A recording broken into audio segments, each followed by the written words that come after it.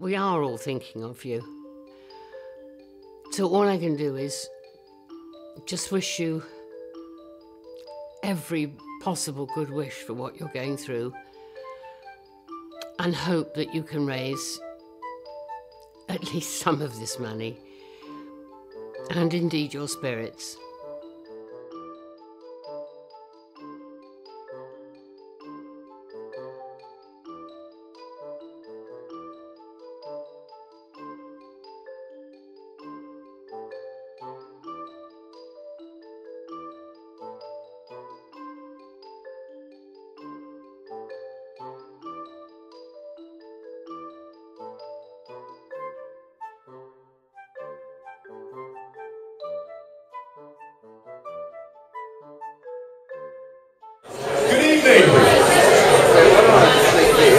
Ladies and gentlemen. Thank you. Thank you very much. My name is Ross Gubley. I'm the Artistic Director of the Court Theatre in Christchurch, and I want to welcome you all here tonight. Christchurch has had a hell of a year. On September the 4th we had a quake, and now 8,000 aftershocks later, here we are. There's been a lot of devastation in the city, and one of the things that was lost was the Court Theatre, the city's professional theatre company. Fortunately, we didn't lose any of our company, which is a real blessing. And a lot of the people tonight here who will be performing you in 4 little theatrical vignettes, which will be happening throughout the Pah Homestead, are from Christchurch. They'll have a peaky look about them because most of them haven't slept since February. So what we like to, if you want to go up and give them a hug, that would be great. Just show them your appreciation. Don't shake them, though. They don't appreciate being shaken. Now, without further ado, the man who allowed us to use this facility, ladies and gentlemen, Sir James Wallace. Ladies and gentlemen, welcome to the Pah Homestead Arts Centre. Particular welcome, of course, to the court people and those from Christchurch. We're delighted that we can host this fundraising affair because my heart is very much with theatre and court theatre in this particular instance. It is obviously going to be a very successful event, going by the decibels that have been reached so early in the evening, and only on a few bottles of mum so far. So I wish you well with the entertainment, which is going to be rather interesting. Our principal sponsor, who's been our principal sponsor for many years, and the sponsor of this event is the BNZ. And here from the BNZ partners, the Auckland City Managing Partner, ladies and gentlemen, Mr. Lyndon Seppel.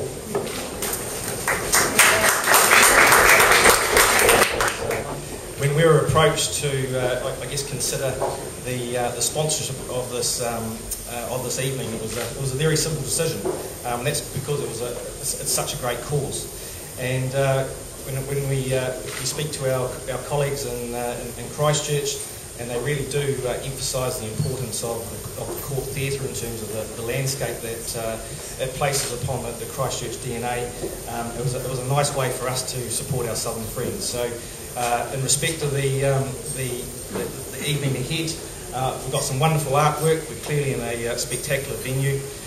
Please dig deep when it comes to your bidding, and when it comes to utilising those BNZ credit cards. I'm sure those limits will be well used this evening. So have a wonderful evening. We're certainly delighted to be part of this event. So thank you. Ladies and gentlemen, the CEO of the Court Theatre in Christchurch, Mr. Philip Aldrich. Hello, thank you. Thank you very much, thank you. Ladies and gentlemen, it's a great pleasure to see so many of you here this evening. We're all very, very grateful to you indeed for joining us with such great generosity. We're here for 2 reasons this evening. One is that we are, of course, trying to raise funds for the rebuild of the Christchurch's Court Theatre, as you all know. This, I must say, has been an extraordinary journey for us at the court, and I really must give credit to the people that have made that possible. We had a very bold board that took a great decision very, very early on, and really took a leap in the dark. It was a leap where we had to cross an enormous chasm, and as we all know, you can't do that in 2 steps. I think someone clever said that, it might have been Einstein. He was quite clever. So we did decide to do that, and we were set an enormous challenge of raising 4.62 million to rebuild or to create a theatre in a very large shed that we found in Addington, which is very, very close to the centre of the city, which is very important for us, because we didn't want, if we go to one side of the city, we dispossess the audience on the other. So to be as close to the centre of the city as possible was very important. We have now, in November, having started, I think, in June, we have very, very nearly completed that build. We will be opening the theatre in December. It's an astonishing achievement in a very short space of time, and we have an enormous number of people to thank. I can't possibly mention them all here this evening, but it would be absolutely appropriate to mention that the Prime Minister's Fund, the Canterbury Earthquake Appeal Trust, has given us 2.5 million of that. Creative New Zealand changed their constitution to make capital grants in Christchurch and gave us 500,000. A whole heap of private trusts and public trusts have helped us. 1,300 people have individually sent us money. 150 dinner parties have been held under a host initiative, where we asked people if they would host an event. Morning tea or fish and chips and beer, whatever they wanted. 150 of those events have happened. They've happened in London, in Sydney, in Auckland, and all over Canterbury. Can I just point out at this stage that Philip and I went to each of those dinners, which is why collectively we put on 13.5 kilograms in the last 2 months. It's true, we have. It doesn't split evenly, by the way. It's not 6.5 kilos each. We've also had huge support from the international community. As you know, Placido Domingo and Catherine Jenkins came to sing and gave us 150 grand each to us and the Christchurch Symphony Orchestra. Dame Maggie Smith is our patron of this appeal and welcomes you. She's asked me to welcome you all here tonight, and she did particularly say, please spend a lot of money on the art. And of course, I'd like to thank all the people that have helped us this evening. If I did that, you'd be here for a very long time, and this speech would be going on, because there are, I think, over 100 people who have contributed to this evening. I would, of course, like to thank Sir James and the Wallace Arts Trust for their great generosity in allowing us to come here. Fletcher Building, and Becca, and Adfast, and Arrow in Christchurch, I think the CEO is here, Hugh Morrison is here, Arrow, who are project managing for us, have been incredibly helpful. And we could not have done it. Can you imagine a build that is done on time and on budget? This might be a record. In particular, I'd like to, if they will excuse me, mention Penny Devereaux, Fiona Stevens, and Georgina Ralston, who have put so much into organising all this. Please stamp your foot for them. And of course, I'd like to thank the BNZ and Lyndon Settle. Thank you very, very much. Our principal sponsor and sponsor of this evening. I can recommend the BNZ to you. I personally bank with them. Although the original agreement was that I would bank with them and not them with me. I owe them everything. They've been tremendous. They actually gave us a bridging loan to get us through this. And thanks to the generosity of all the people I mentioned above, we haven't used it yet. So that's magnificent. The second reason we're here is, of course, to give you a jolly good evening. Have a very good evening. Enjoy yourselves, and thank you very much. Very good. Right. All right, bit of hush, please. Connie, thank you. Well, that was quite a good rehearsal. I'm quite pleased. There were a few raised eyebrows when I let it slip that the pie crust players were going to have a bash at Shakespeare, but I think we're getting there. But I can't say this often enough. It may be Hamlet, but it has to be fun, fun, fun! Right now, we're still very loose on lines. Where's Gertrude? Ah, yes, I'm not so worried about you, dear, but if you do dry, just give us a bit of business with your shower cap. Right, Barbara? Yes, you'll have to buckle down. I mean, Ophelia's mad scene, that lovely line.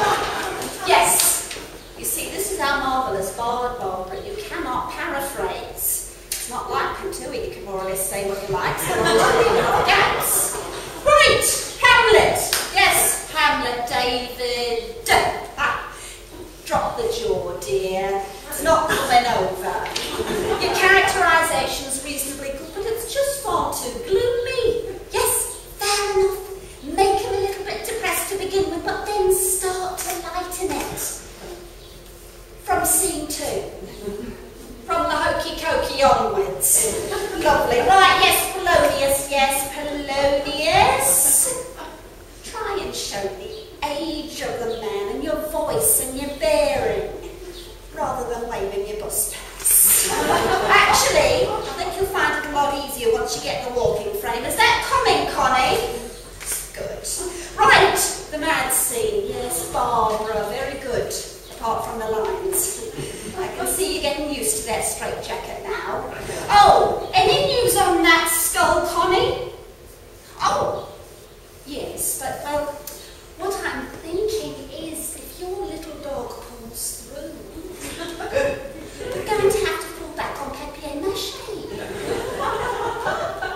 Yes, well, as long as he's dead by the dress. Well, that's about it. Oh, no, Rosencrantz and Guildenstern. Ah, yes, you're not on long, make your mark.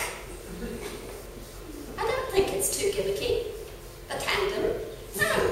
Yes, right, okay, well that's about it. Thank you for tonight, and I should expect you to be word perfect by next rehearsal. Have any of you realised what date we're up to? April 27th. Yes! And when do we open? August. Right, Connie, I want to word with you.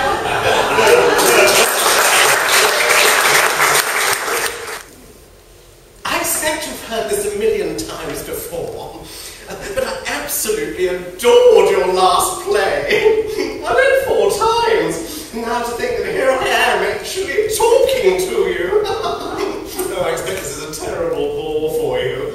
After all, you go everywhere and know everybody. It must be wonderful to go absolutely everywhere and know absolutely everybody. Oh dear.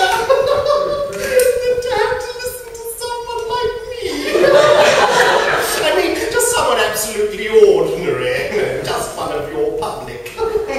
No one will believe when I tell them that I've actually been talking to the great man himself. Oh, it must be so frightfully wonderful to be brainy and know all the things that you know. I'm not brainy a bit, nor is my husband. Just plain humdrum, that's what we are. But we do come up to town occasionally and go to shows and things.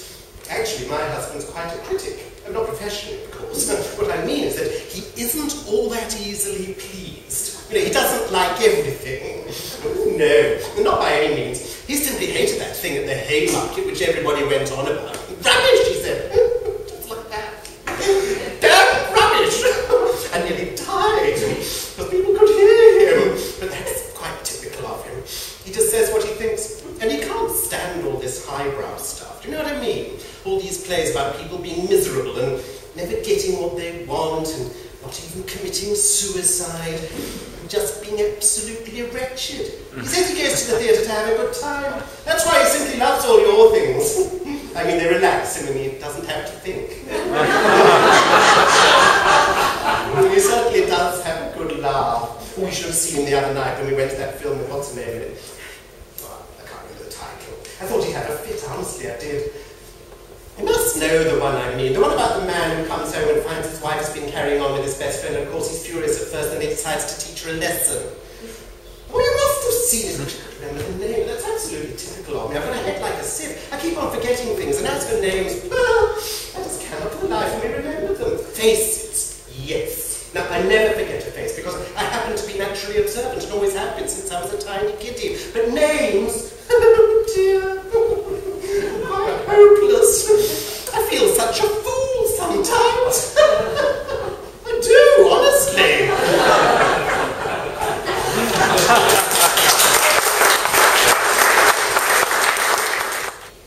Our revels now are ended. These, our actors, as I foretold you, were all spirits and are melted into air, into thin air. And like the baseless fabric of this vision, the cloud-capped towers, the gorgeous palaces, the solemn temples, the great globe itself, yea, all which it inherit, shall dissolve, and like this insubstantial pageant faded, leave not a rack behind. We are such stuff as dreams are made of, and our little life is rounded with a sleep. Thank you. This next song was a firm favourite of Marlene Dietrich's, and I'm very, very fond of it myself. And it was written by the inimitable Edith Piaf.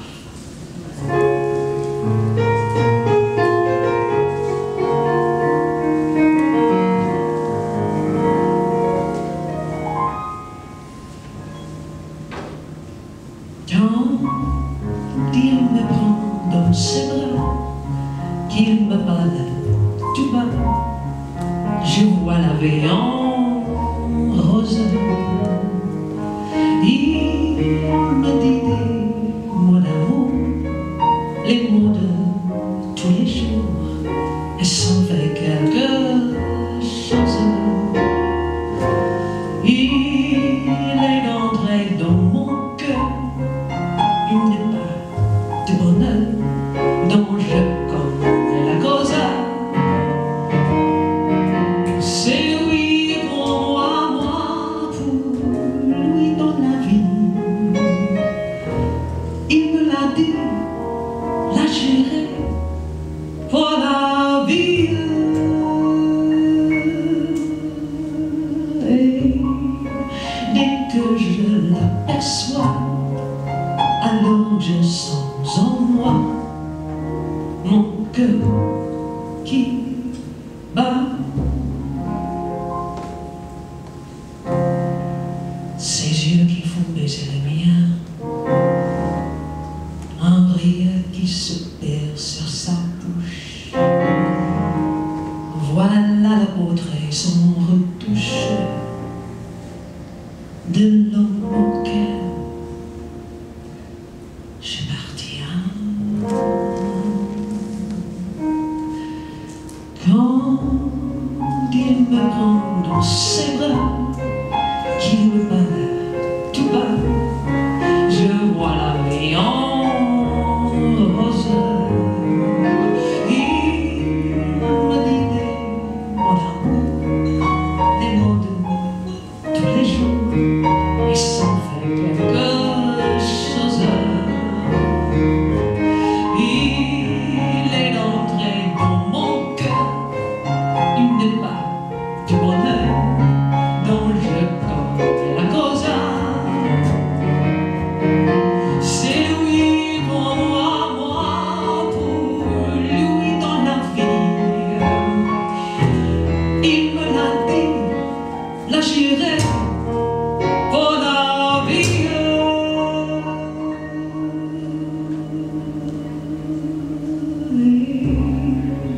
Dès que je l'aperçois, alors je sens en moi mon cœur qui bat.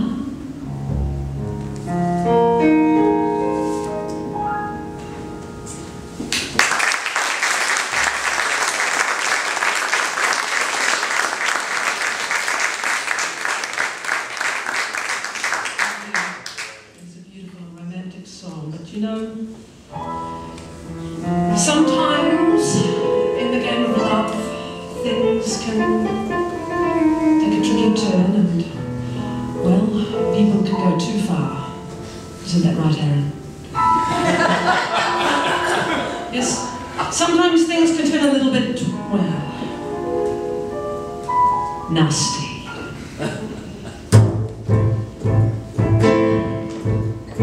I ache for the touch of your lips, dear, but much more for the touch of your whips, dear. You can raise welts like nobody else has regards to the masochism tango. Let our love be a flame, not an ember. Say it's me that you want to dismember. Fracture my spine, set down my tie as we dance to the masochism tango. At your command, before you here I stand. My heart is in my hand, it's here that I must be. My heart entreats, just hear those savage beats, and go put on your cleats and come and trample me. Your heart's hard as stone or mahogany, that's why I'm in such exquisite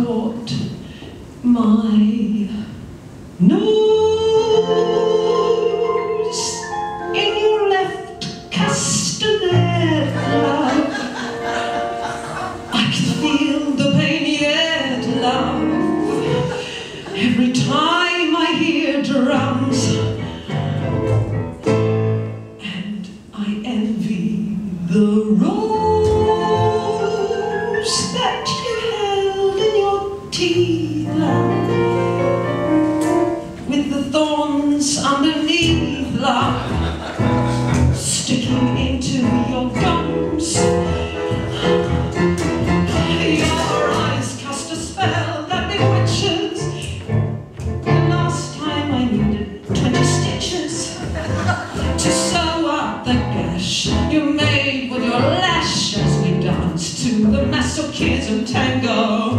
Bash to the brains and make me scream with pain, then kick me once again and say we'll never part. I know too well I'm underneath your spell, so darling, if you smell something burning, it's my heart. Take your cigarette from its holder, burn your initials in my shoulder, or wax down my spine and swear that you're mine, as we dance to the masochism tango.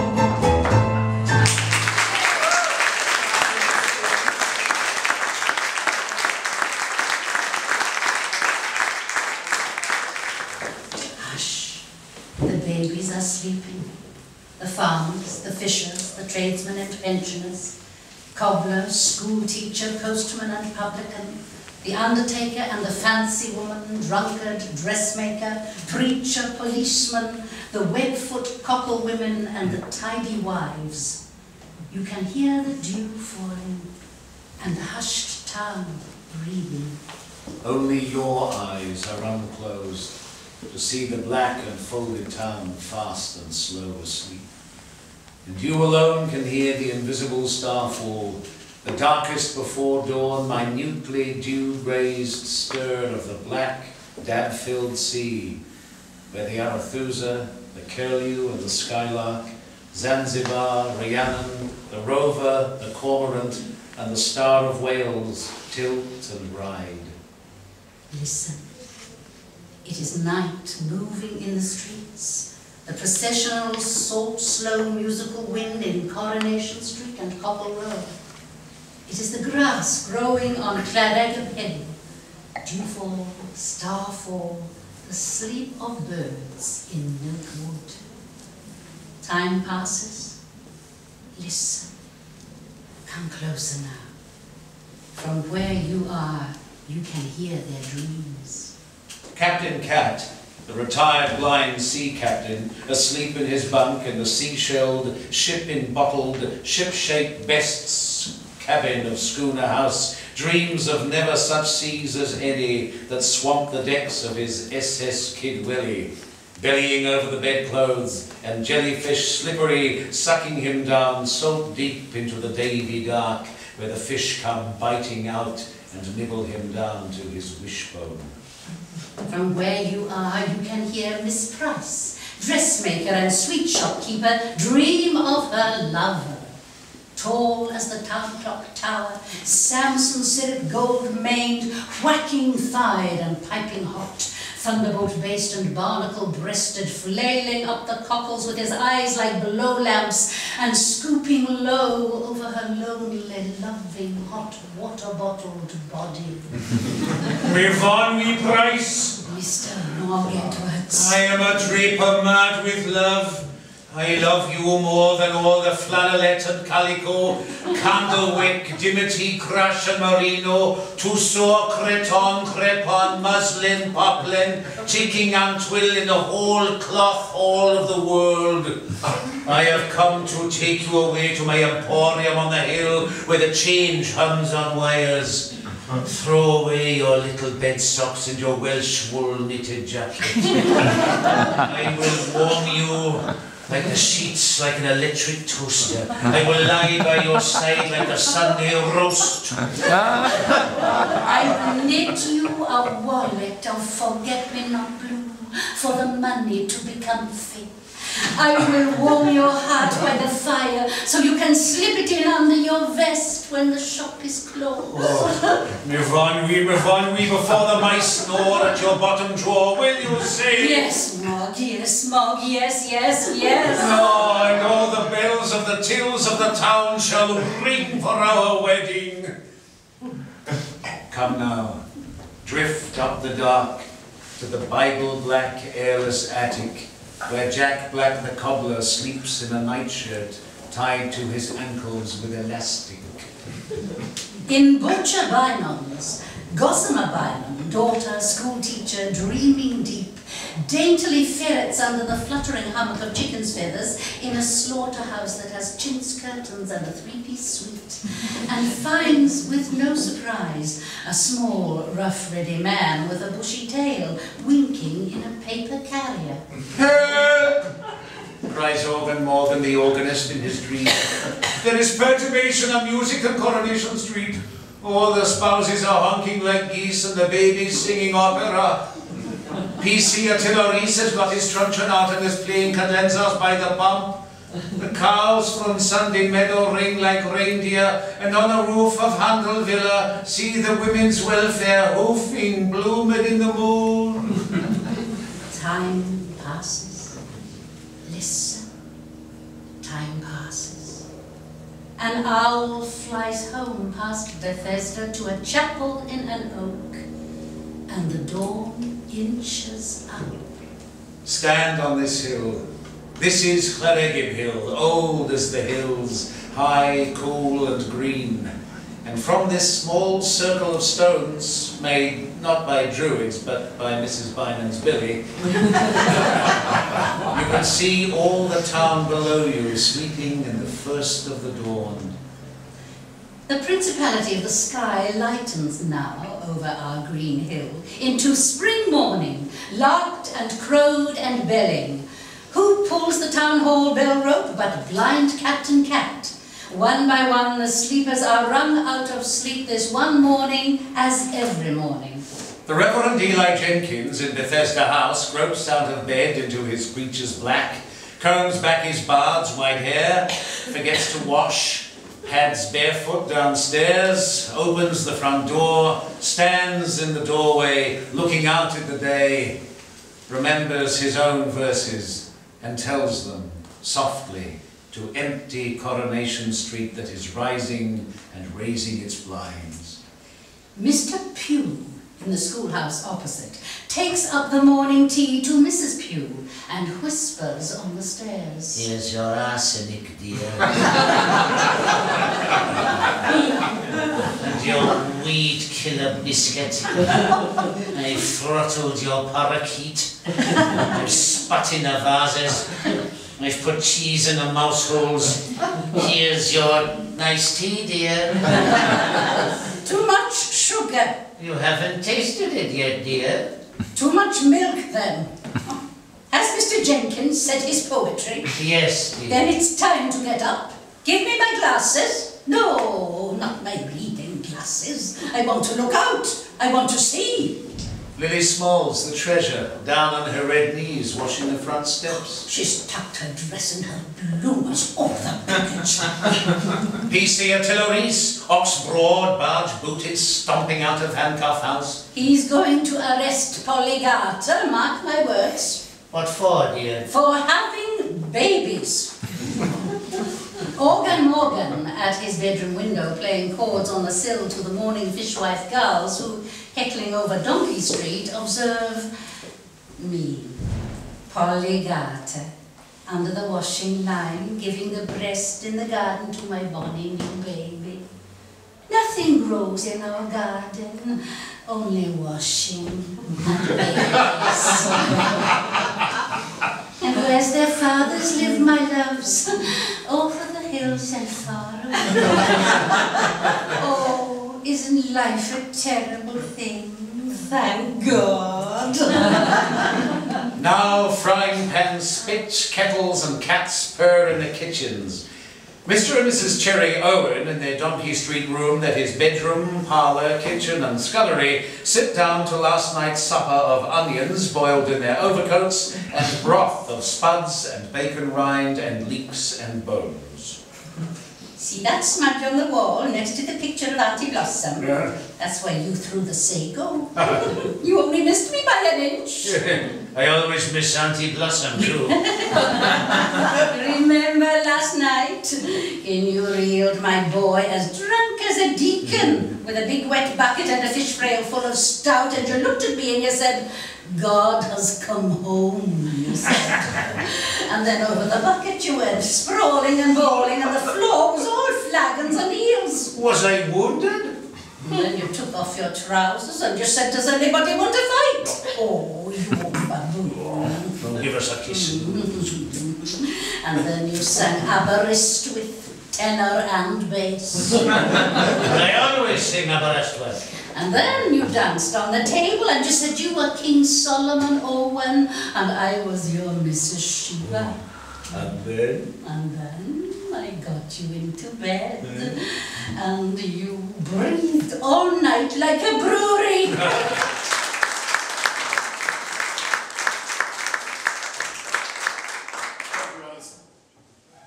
I've had a long association with the Court Theatre going back to the early 90s. It's a period of time that I remember with great affection. During that time I met some amazing actors and was fortunate to perform in some amazing plays. So I thought this evening what it might be that I should do for you. Well, King Lear is a very difficult play to stage on the sun. And given there's only one person, that complicates the matter, and besides I thought the storm scene is very noisy. But then I was reminded of one of the things the court has done in encouraging new writers over the years and having the courage to perform new works of art. And I was fortunate enough to be one of those writers. In 2002, I wrote a dramatic monologue based on an event in the life of Robert Muldoon. Now, I'm not altogether sure now why I did that. It might have been to lay the ghost in the television impersonation that had gone on far too long. But my play premiered at the court. I say it's based on an event. It is based on a real event in his life. You see, in 1984, the Prime Minister one night rather alarmingly announced a snap election. He did so in a manner which is probably more appropriate to a politician like Silvio Berlusconi. The Prime Minister was drunk. Months later, when the election was held, it was felt that as the National Party was leaking badly, another performance like this from the Prime Minister would certainly sink the ship. So he was removed from his election headquarters, the Tammany Bowling Club, to a conference suite in a leading Auckland hotel. He was shown that the room was decorated with "Congratulations, Rob," and bottle of sparkling wine over here, and he was ushered in. My play begins when he first entered the room. Now, I don't look the least bit like Robert Muldoon anymore. I may say thankfully. I don't have enough hair, and certainly I'm not as portly as I was. But there is a simple way of recreating that persona. Tonight I'll do it for you. Stand like this. Put your head back like this. Shove your jaw forward like this. And then you do the Sunday punch, which is this. The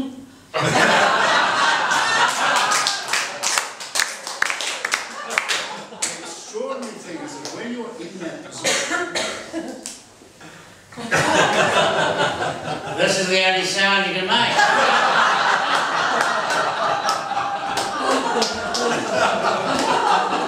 so imagine the Prime Minister had just entered this victory, and he discovers he's alone. There is no one else there.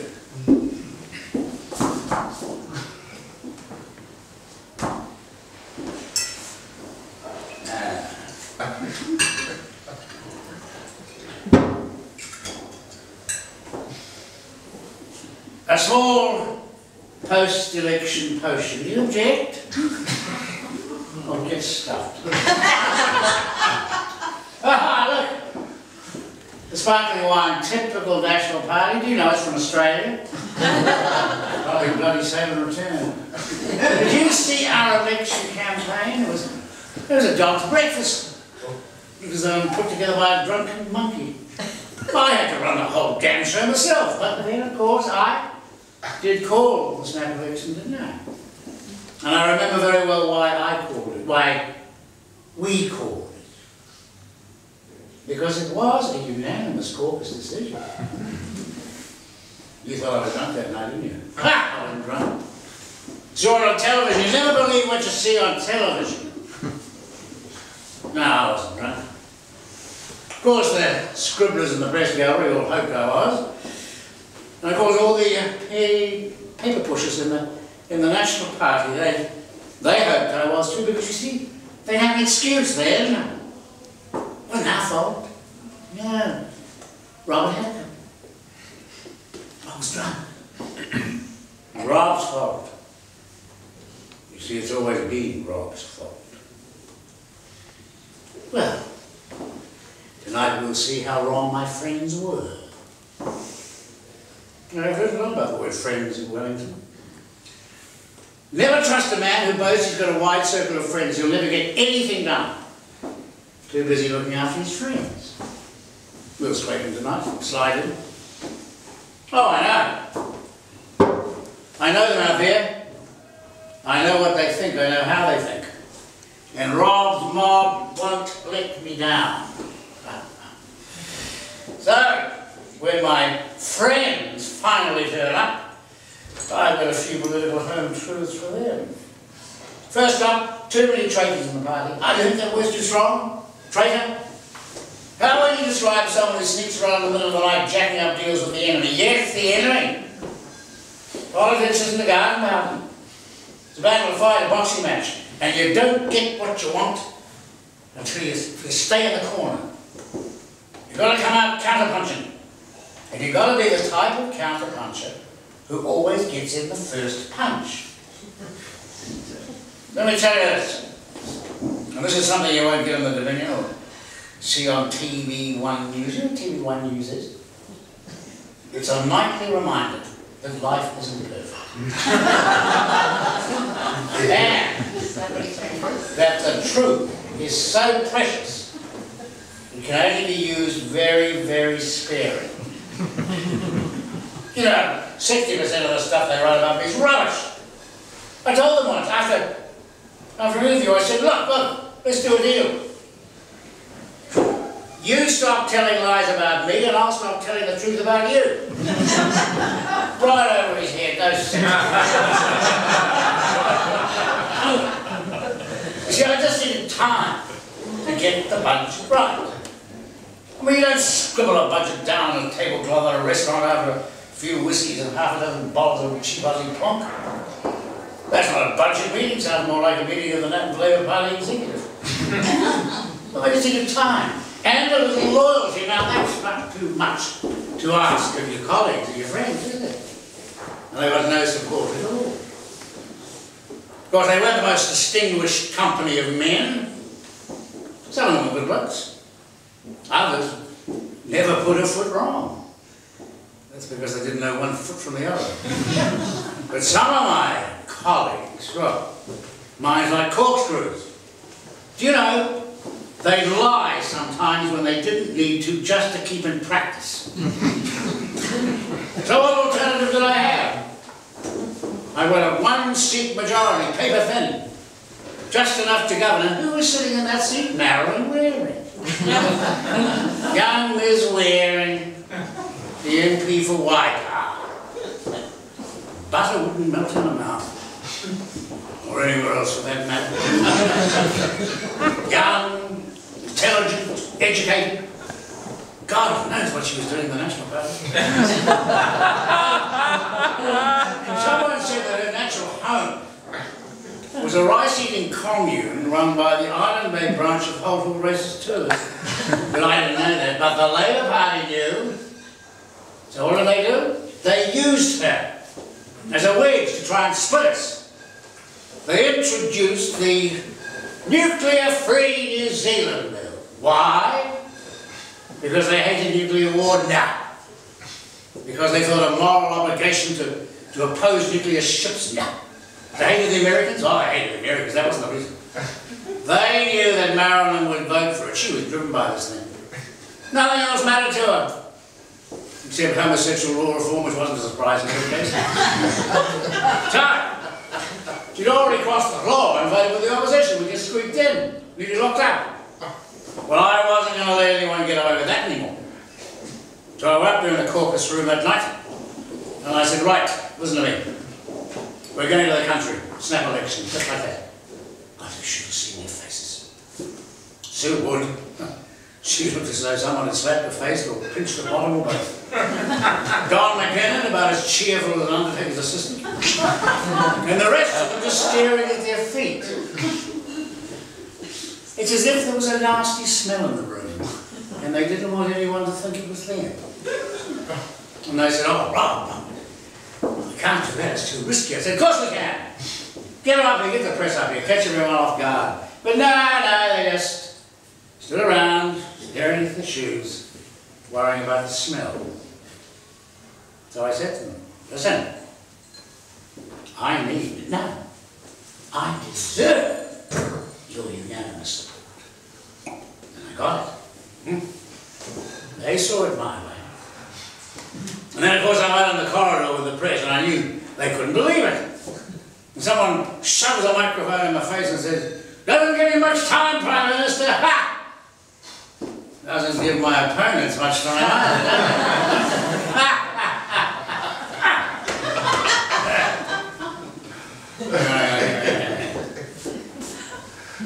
I'm diabetic. Not good with insulin. So I have to take other medicine.